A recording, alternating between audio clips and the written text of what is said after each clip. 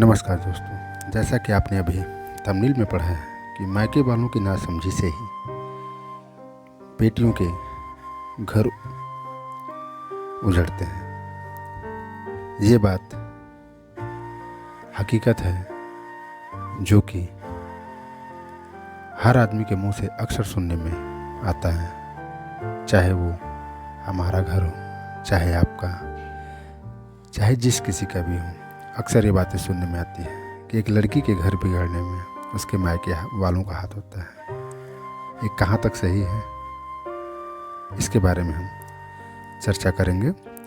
पर कहीं न कहीं ये भी सही है कि इस बीच में लड़कियां भी सोचने में मजबूर हो जाती हैं कि अब वो ऐसा क्या करें जिससे कि उनका पारिवारिक जीवन सही तौर से चले। जिसमें कुछ पॉइंट्स हैं, अगर इस पर विचार करके सही रूप से कोई भी स्त्री अगर चलती है तो वो अपने परिवार को बचा सकती है और अपने जीवन में होने वाली बाधाओं को दूर कर सकती है। नंबर 1 है, पूर्वाग्रह को न पालें। विवाह से पूर्व अपनी सहेलियों या सुनी सुनाई बातों पर भरोसा बिल्कुल न करें। ससुराल वालों के प्रति किसी भी प्रकार का पूर्वाग्रह न पालें, जिससे कि उनको ये पता चले कि हमारे बारे में क्या लोग सोचते हैं। इसलिए आप जिस हिसाब से शादी विवाह आपका हुआ है, आप वैसे ही उनको उसी ढंग से देखिए। किसी की सुनी सुनाई हुई बातों पे भरोसा न करें। केवल उनकी अच्छाइयों को ही साझा करें। विवाह के बाद भी शुरुआती दिनों में नवविवाहिताएं ससुराल की प्रत्येक छोटी बड़ी और अच्छी बुरी बातों को मायके में साझा करते हैं। ऐसा करना भी बिल्कुल गलत है, क्योंकि आपके मायके वाले आपके सुनी सुनाई बातों पर आपके ससुराल के प्रति धारणाएं बनाते हैं। ससुराल और मायके के प्रत्येक सदस्य का भरपूर प्यार प्राप्त करने वाली एक महिला कहती है कि विवाह के पहले दिन ही मैंने सदैव मायके में ससुराल की केवल अच्छी बातें ही साझा की।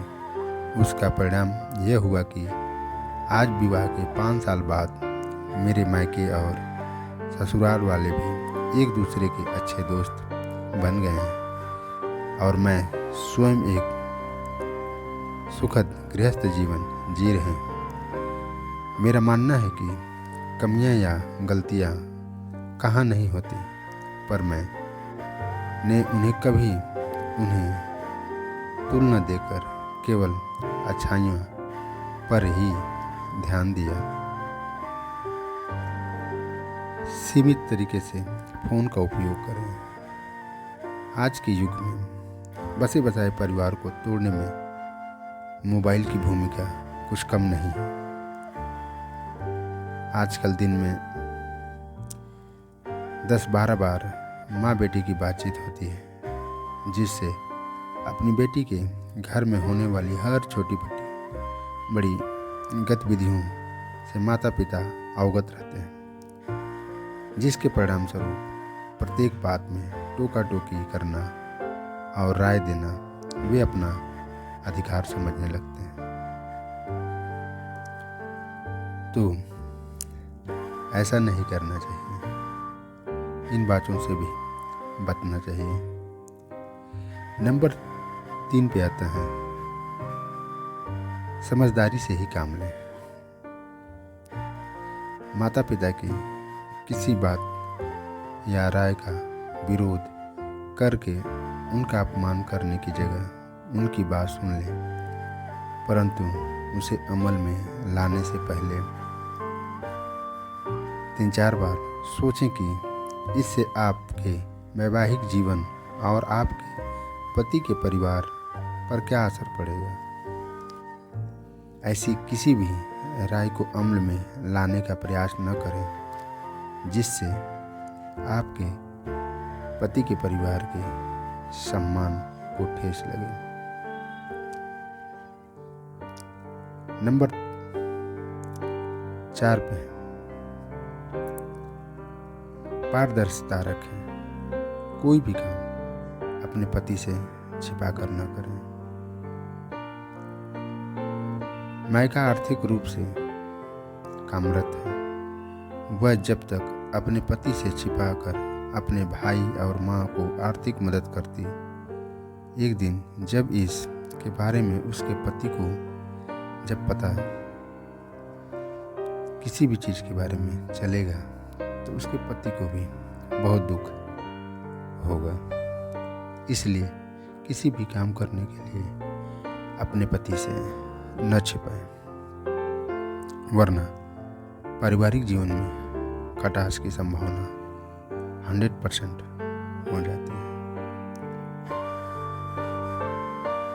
सीमा निर्धारित करें। सबसे महत्वपूर्ण बात है कि आप अपने घर परिवार के मामले में किसी को भी दखल देने का एक निश्चित सीमा तक ही अधिकार दें। जब भी इसका अतिक्रमण होता देखें तो तुरंत ब्रेक लगा दें, क्योंकि अपने परिवार के मामले को आप और आपके पति ही सहजता से सुलझा सकते हैं। आपके मायके और ससुराल के सदस्यों के साथ कभी दोहरा व्यवहार नहीं करना चाहिए। इसलिए हर रिश्ते में सीमा निर्धारण बहुत ज़रूरी होता है। इस बीच में लड़की के माँ बाप को भी ये सोचना चाहिए कि उन्हें क्या करना है। आइए इस चीज़ पर भी बातें करते हैं। यह सही है कि आजकल अधिकांश माता पिता बेटे और बेटी में कोई फर्क नहीं समझा करते।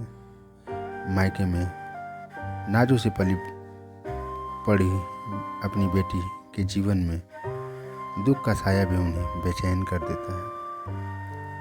परंतु आपको यह याद रखना होगा कि आपकी बेटी अब किसी की बहू और पत्नी भी है, और उसके पति के परिवार वालों ने भी अपने बेटों को भी उतनी ही नाजों से पाला है। इसलिए आवश्यक है कि ससुराल के मुद्दे उसे स्वयं अपनी समझदारी से ही सुलझाने दें। हाँ, यदि किसी मोड़ पर सलाह देना आवश्यक हो तो जरूर दें। बेटी को यह एहसास अवश्य कराएं कि जीवन के किसी भी मोड़ पर मुसीबत होने पर आप सदैव उसके साथ हैं। मायके के दरवाजे सदैव उसके लिए खुले हैं, परंतु बात बात पर पति का घर छोड़कर मायके आ जाने की सलाह कभी न दें। ससुराल के छोटे मोटे मुद्दे पर उसे अपनी समझ से स्वयं ही सुलझाने को कहें। बेटी की ससुराल की गतिविधियों में अनावश्यक हस्तक्षेप करने से बचें। बेटी को किसी भी मुद्दे पर अपनी राय देते समय सोचें कि यदि यही राय आपकी बहू के मायके वाले दे दिए तो आप पर क्या असर होगा। अक्सर देखा होगा वीडियो कॉलिंग, मोबाइल फ़ोन जैसी आधुनिक चीज़ें बेटी की कुशलता जानने के लिए करें, न कि उसकी ससुराल वालों पर कुछ कटाक्ष करने के लिए, हंसी उड़ाने, ससुराल के प्रत्येक सदस्य का हाल चाल जानने के लिए। आपकी आर्थिक स्थिति भले ही समधियों से बेहतर हो, परंतु उन्हें कभी अपने से कमतर न समझें और न ही कभी नीचा दिखाएं। ध्यान रखें कि जब आप उन्हें इज्जत देंगी तब आपकी बेटी भी उनका सम्मान कर पाएगी। अपनी बेटी को केवल पति का ही नहीं, उसके पूरे परिवार का सम्मान, प्यार करना तथा परिवार के साथ तालमेल बैठाना सिखाएं, न कि परिवार तोड़कर अलग रहने की शिक्षा दी। दोस्तों, ये कुछ ऐसी बातें थी जिस पर हर एक माँ बाप को ये चीज़ देखना चाहिए कि उनका एक सुझाव भी बेटी के घर को तोड़ सकता है। बात बात पर बेटी को सुझाव देना ये ठीक नहीं। बेटी से लगाव रखना गलत नहीं, पर इतना नहीं कि उसका घर ही टूट जाए। लड़की को आपने शादी कर दिया, वो अपने ससुराल गई, अब उसे उसकी जिम्मेदारियों को समझने दें। हर एक चीज़ में टांग न लड़ाएं, अन्यथा आपकी बेटी न आपकी रहेगी न ससुराल की रहेगी। आप सभी से विनती है कि आप सभी लोग इन सब बातों पे ध्यान दें और अपनी बेटी के घर को टूटने से बचाएं। अगर ये हमारी बातें आपको अच्छी लगी हों तो प्लीज़ हमारे चैनल को सब्सक्राइब करें, लाइक करें, कमेंट्स करें। अब प्लीज़ हमें हमारी गलतियों को कमेंट्स करके ज़रूर बताएं। इसी के साथ हम अपने शब्दों को विराम देते हैं। धन्यवाद।